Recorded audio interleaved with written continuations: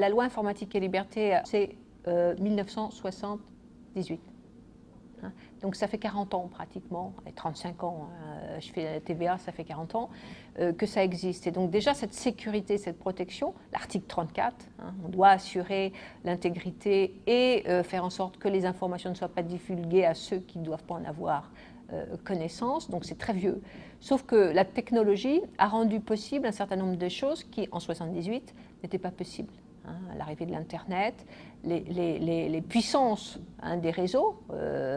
Il y a en 78, puisque je commence à travailler, pour transférer 1 mégaoctet, il fallait un certain nombre de bandes. Donc la viralité de l'information, elle n'était très difficile. Aujourd'hui, vous balancez des gigas, voire plus, dans un trou noir qui s'appelle Internet. Une fois que c'est rentré dedans, alors là, vous ne savez pas où ça va finir. Moi, je fais partie des gens qui voient plutôt le verre à moitié plein. C'est-à-dire que la loi, elle est là pour dire, attention, vous êtes en dehors du cadre. Et je vais prendre un exemple avec la voiture. La voiture, le moteur à essence a été créé, ça a donc facilité l'expansion de l'automobile, mais il faudra attendre plus de 30 ans après la technologie du moteur à essence pour avoir un code de la route. Et il faudra encore un an pour avoir un permis de conduire. Pourquoi ? Parce qu'on s'est aperçu que les usages n'étaient pas forcément tout à fait ce qu'on voulait et on a fait un code. Donc, si on n'en fait rien, si on ne dit rien, tout est permis.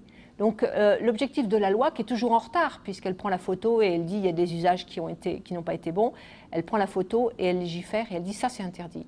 Mais le code de la route, je reprends, il y a toujours des gens qui passent au rouge et d'autres qui brûlent des stops.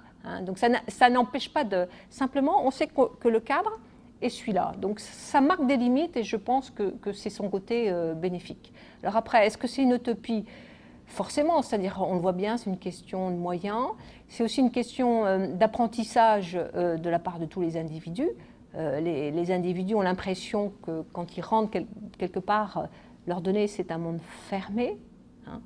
Alors, c'est encore en train d'évoluer de façon importante aujourd'hui, notamment avec la mobilité, notamment avec un certain nombre d'affaires qui ont fait la une des journaux. Donc, on s'aperçoit qu'il y a un certain nombre de choses qui sont fragiles. Ceci étant, la nature humaine, elle s'est toujours avancée.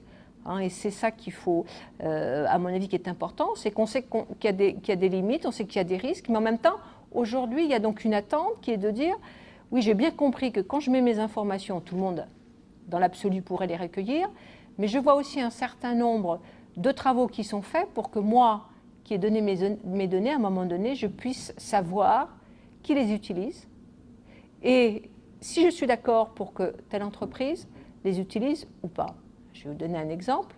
Par exemple, moi, je suis ravie que Marionneau ait ma date de naissance, parce que j'espère bien qu'ils vont m'offrir mon parfum que j'achète chez eux le plus souvent, qui vont faire le jour de mon anniversaire, ils vont me dire vous avez gagné votre parfum. Par contre, aller donner à mon banquier ma date de naissance, je ne vois pas pourquoi je lui donnerais ma date de naissance. Donc, on s'aperçoit une évolution de la consommation côté des utilisateurs, en se disant ça serait peut-être bien que je dise moi quelles sont mes préférences. Si je suis abonné, pourquoi celui-là et pas celui-là. Et on voit dans le développement des applications actuelles que cette tendance est en train de monter et de se développer. D'un seul coup, on découvre que ce monde vers lequel on va spontanément, quand on a quelque chose aujourd'hui, une recherche à faire, on tape sur Google pour avoir... Et pourtant, on sait que les données que l'on va laisser, les traces que l'on va donner, Google va les conserver, peut-être les utiliser. On ne lit jamais les mentions légales, comme on dit, qui sont normalement au moins en fonte 8. Je laisse apprécier certains à mesurer si elles sont toujours en fonte 8. Et en même temps, est-ce que c'est vraiment un souci ? C'est-à-dire que là aussi, on voit que les générations, et pour discuter avec des générations, on leur dit, surtout vous ne mettez pas sur Facebook, parce que votre employeur, quand il va vous recevoir, il regardera si vous êtes sur Facebook dans des positions plus ou moins difficiles.